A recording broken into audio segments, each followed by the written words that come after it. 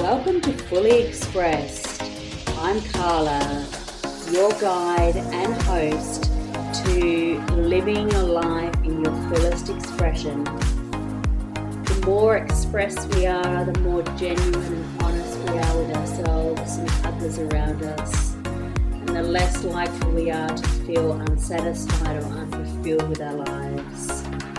So it's time to stop hiding and finally overcome your fears around showing up and being seen and heard as the real you. Hello, my beautiful souls. I am really excited to be back on the podcast, and I admit that I have been perhaps a little distant, a little withdrawn, and I've been in a little bit of a hibernation. A lot has happened, has shifted, and I really want to share some of that with you today on this episode. And I want to talk into something that perhaps we don't talk about enough. And it's the journey of unbecoming perhaps old versions of who we were, unbecoming the behaviors that we thought perhaps defined us, defined who we are, and unbecoming anything that is no longer in alignment and being ready to let that go. That's kind of where I am. This is a personal share of my own experience and where I've kind of been lately. And it has been in this really beautiful, somewhat challenging space, liminal space of shifting out of old behaviors, old identities, and old wounds as well, and moving into my fullest expression. So I'm going to share all of that with you today. I want to talk a little bit about the idea or the concept of the unbecoming, because for me, when you go through your own healing journey, there is this natural sway or this natural evolution that you are going to start to change, and things are going to start to feel out of alignment organically. I want to share my truth with you because that is what I am here to do. And my truth is something that perhaps I have been a little bit reserved in sharing on some accounts because I have felt a certain level of self-judgment, and this is something that I've had to kind of work through myself. And a little bit of shame that, I have been dependent on certain vices, and I've had a codependency with things like alcohol, which I am okay to admit that. And it's not something that I hide. It's something that I have been working through and changing my relationship with alcohol to be one that is more aware of how alcohol makes me feel, and being aware of my kind of identity shifts around alcohol, because in the past, my attachment to alcohol was always one that I thought was about maybe feeling good, blowing off some steam from the week, and just being able to kind of let your hair down and have a good time.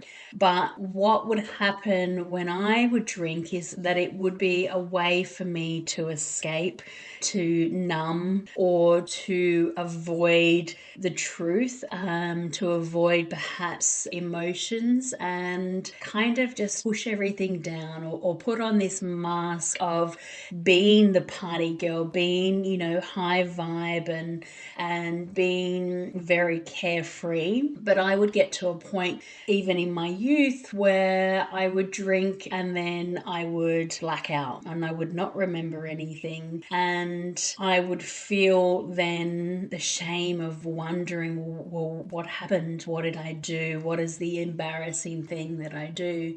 And I brushed it off for a lot of years, really, because I thought if I didn't know what I did, then I didn't need to feel the shame or the depth of what had happened. But I think that's a story that I was just telling myself. And as I got older, it became quite apparent that me and alcohol didn't really mix. My emotions would spill over, would be embarrassing. I would maybe say the wrong things. I would cause a scene because when I would drink, it was a space for me because our inhibitions are and our guard is down. It was just a space where obviously I could be me, but what came out was everything that I had been suppressing. So in the past 12 months, I've really had to kind of just look at that, and I've been reducing my alcohol intake, and in doing so, it's made me realize how much I used to drink, how I used to perhaps feel like I had to drink in order to be fun or to fit in. To fit in is a big one because that's kind of when I started drinking alcohol when I was 12 or 13. After my parents had separated, I was obviously feeling a lot of emotions, and I was also coming out of a upbringing of being religious, being a Jehovah's Witness, to going from not really allowed to socialize or hang out or do anything that anyone else was able to do, and feeling like I was different, to then having this full spectrum of freedom, and alcohol is something that I turned to in those days and became a dependency, became something that I became attached to, and this identity of the party girl came out. So over the last 12 months, that's what I've been unbecoming. I've been unbecoming the fun party girl,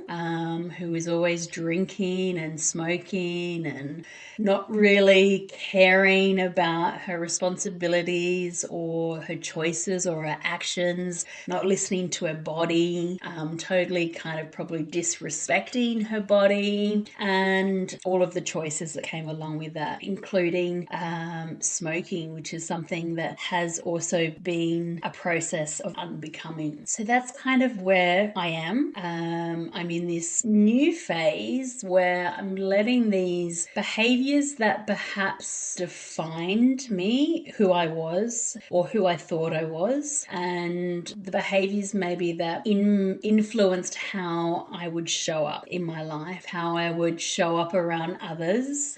And I think even talking about being a smoker, being a vapor, because I gave up cigarettes maybe 2 or 3 years ago and started vaping. And talking about that, I feel a sense of, it's like this kind of underlying shame where, perhaps there's this stigma around being the good girl in spirituality where, you don't drink or you don't smoke. If you do meditation or Reiki or any of these, modalities, you have to conform to being a good girl. I have been a good girl for the first part of my life, and then I became a rebel. So I've tried the good girl, I've tried the rebel, and now I'm just trying me without those things. And this is the kind of the unbecoming process that I currently find myself in. And I share this because sometimes it can be maybe a little isolating. If you are a social person, or if you have been a social person, and then all of a sudden, I'm not drinking, I'm not smoking, I'm not vaping, so I have to kind of choose how I show up and who I show up with, because I have a partner who still loves both of those things, and I have to learn how to be able to say no if I really don't feel like it, or if I want to honor my own commitments and my own boundaries when I know that I don't want to do something anymore, but I do it because it might make me fit in, or it might make me feel better, or whatever the story is that I tell myself. And part of the unbecoming is about really having a little bit of compassion and leeway, because we're not perfect. I'm not perfect. And it's about accepting the fact that we are imperfect, that we are humans, and we are going to fall back into maybe some behaviors or some habits, or when we are starting to change something or try something that's different for us, it is normal for us to fall back into some of these patterns. And I think I was in this process, I was really being quite hard on myself, and unrealistic as well, because it's taken me a few times to give up vaping, and it's still something that I'm working on, which is interesting that it's the alcohol I felt was a bigger part of my life, in what's the word I want to look for? Bigger part of my life, in the sense that I felt that it had the biggest impact on me. But what I didn't realize is that the attachment to smoking, and perhaps it might be the addiction of nicotine, was actually a lot harder to keep than the alcohol.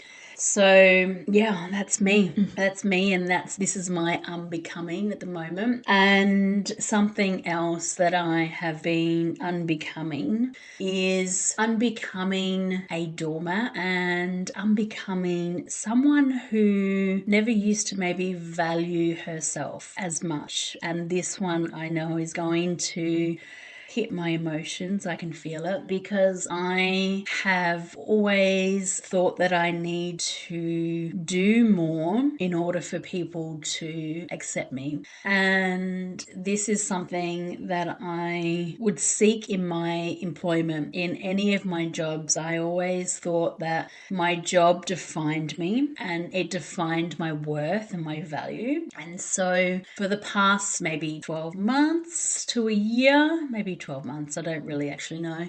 Let's say a year. For the past year, I have been doing some support work, and initially I felt really aligned to this work. I felt like I was able to help some people, help my clients in dealing with mental health. And yes, I probably did, but more recently I came to the realization that I was maybe giving too much of myself to and not feeling the exchange in terms of fulfillment or alignment or happiness. And I would normally stick it out in these situations. I would normally just suck it up and stick it out. But a part of me, I don't know if it's because I'm maybe close to perimenopause or whatever it is, but a part of me had this realization after my 43rd birthday, which I just celebrated, that life is too short to be doing something that you no longer enjoy doing.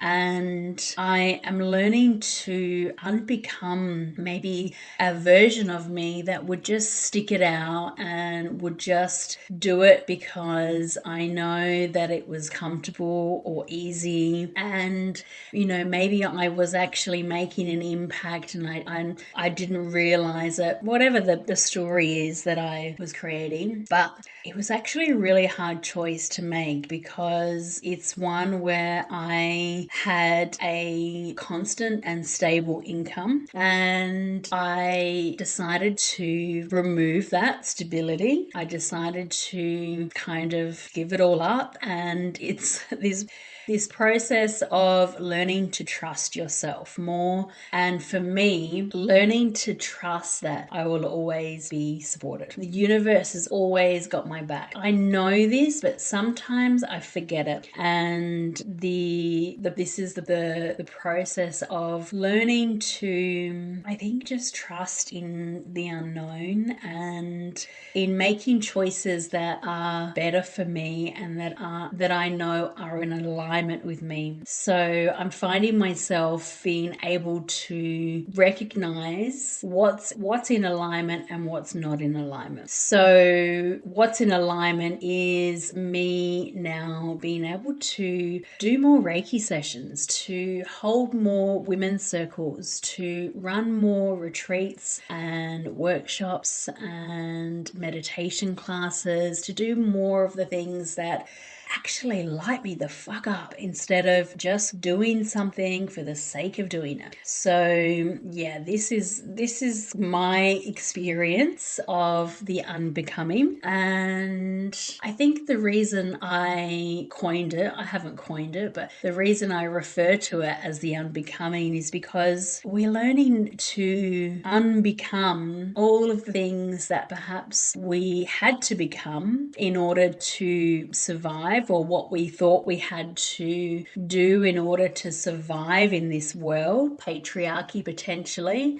And we are cutting the cord with all of those things because it's not true. It's not in alignment with who we are, and it discredits our sovereignty and takes away or takes up our power. So anything that takes up your power is something that you need to look at in your life and figure out how you can loosen the attachment, loosen the grip, and be able to find or move to something that is more in alignment with who you are, what you desire, and how you want to live your life. So how I want to live my life is all of the things that I just said to you, and I know what I'm here to do. I'm very clear on what I'm here to do, and that is about helping people step into their highest expression of who they are and live a life of authenticity rather than a life of surviving. Because when we start to unbecome our survival patterns, we create space for our full spectrum of self to emerge. And when this happens, you are moving into a higher vibration. You are moving into a higher timeline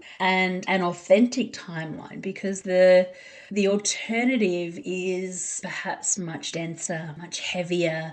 It kind of weighs you down a little bit. And that's just how I was feeling with some of the choices that I had made in my life. And so now I am in this new phase, in really exciting phase, because I have been here before. I've been here before, but not as this version of myself. Not as this version of myself where I am more connected to my body. I am honoring and respecting my body. I am more connected to my sensuality, which I've shared a little bit about in my previous episode. Oh, throat is activated on that one. I am more connected to my soul purpose and my soul work.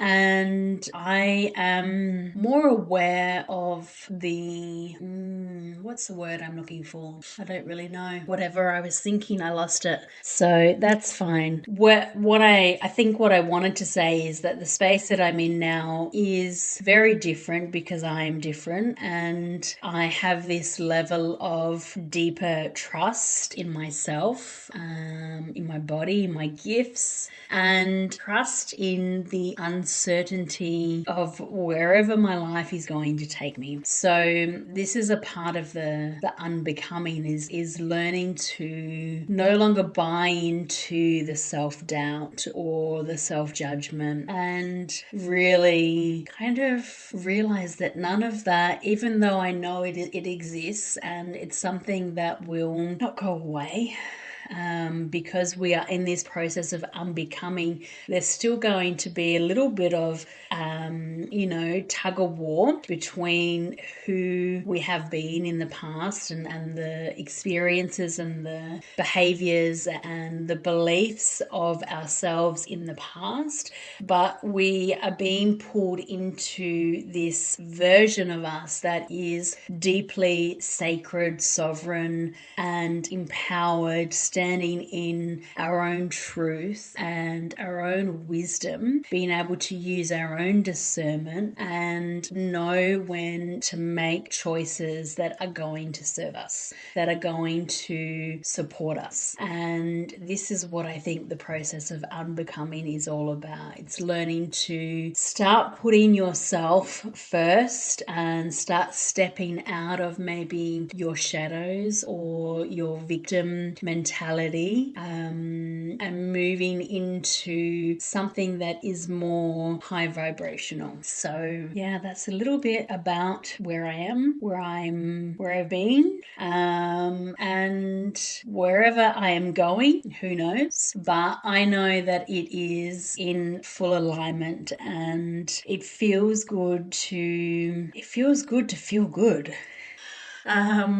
Yeah, I think that's it. I'm just waiting because I've spoken a lot, and I just want to make sure that there's nothing left that wants to come through, because sometimes I get off these podcasts and I was like, oh, I should have said that. But I just want to wait a couple of minutes and I will wrap things up. But what I want to say is that I'm really grateful if you have tuned into this episode, and if you have been tuning into Fully Expressed over its lifespan. It's something that I am going to show up more on, because I really feel like it's nice to maybe relate to someone else's experience. And if you are feeling like you are in an in-between or the process of unbecoming, which I know a lot of us are at the moment, because there is this shift and this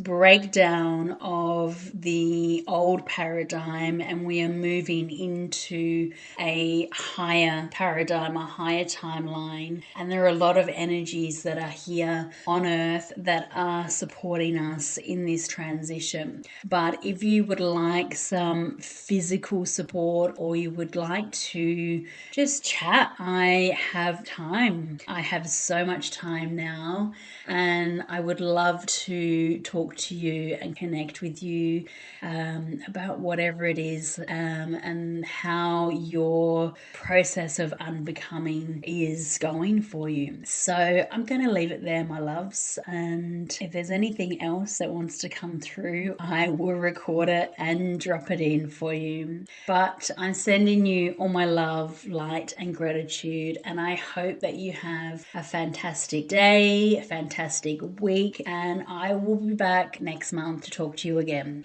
Bye bye.